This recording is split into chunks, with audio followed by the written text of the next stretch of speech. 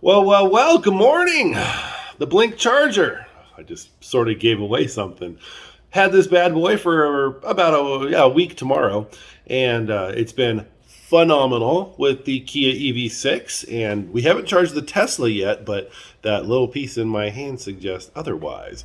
A couple things I just wanted to go over, call it a post 1 week ownership review, and just some stuff that I've noticed that you guys might be interested in or find helpful. Let's check some of these out. So the first thing that you notice immediately, as I showed in the unboxing, it does show up on this gimbal, which is fantastic because this thing actually does have some weight on it. This is a pretty hefty cord. What are you doing, Mr. Helperman?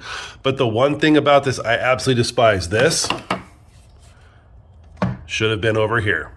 If Blink does any updates, this needs to come off the side of the charger and not the front, because holy smokes, look at how much farther that's sticking out. In tight spaces, all this does is add to the direction this way that you got to watch out for yourself versus something that just plugs right into the side. Now, again, it's not a really fair comparison because the Blink charger is exceedingly slim. Don't get me wrong, phenomenal, love this. And I am not saying that because it was sent to the channel. This is a proper charger. This, on the other hand, needs to come off the side right here just to mitigate anything sticking out the side that you can catch a shoulder on. Plus, I think it just cleans it up really nice. That's my only pet peeve with this thing, truly. Let's move to the other side of the car and we'll take a look at something else. So when the Kia gets backed in at night, obviously on the wall are the two chargers. Got to come down around the ground, blah, blah, blah. And then we'll just plug into the Kia when it's here. This is a very good amount of length for this charging wand. It's 23 feet, 24 feet long. And we need every foot of it to make it over here where the Kia parks. Yeah, it was cold in here today. So the length on the cable, absolutely perfect. And what we're going to do next is we're going to plug it into the Tesla and check out the display in there and see what that says. And this will be the first time we do that. So let me get this charging wand all set up and I will BRB.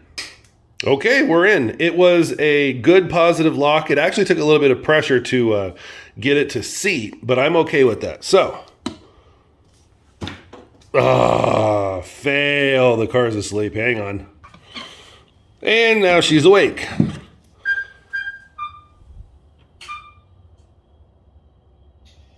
She likes to talk, and we are charging. Move, dog.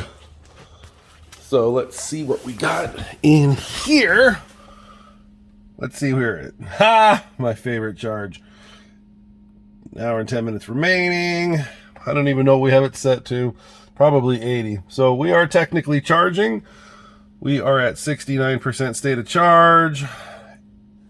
And we are, I'm not sure. Yeah, it looks like it's a slow ramp. Bang, all 40 amps coming right off of a NEMA 1450 off a splitter, and that is right there. So we're not even plugged actually into the junction itself. We're coming off of a splitter to do that. And we are absolutely getting, wow, 10 kilowatts at 40 amps, and we're pulling all 240 volts. So, oh yeah, charge limit 83%. So that's pretty amazing. Never forget Nakatomi Plaza, the Christmas party of 1988. Sorry, Hans, you had to go. So, Blink charging, absolutely 100% spot on. The Tesla loves the car, obviously, even off of a 1450 with the splitter. I'm still getting the full indicated 40 amps, which is what it says you're going to get, and I certainly am.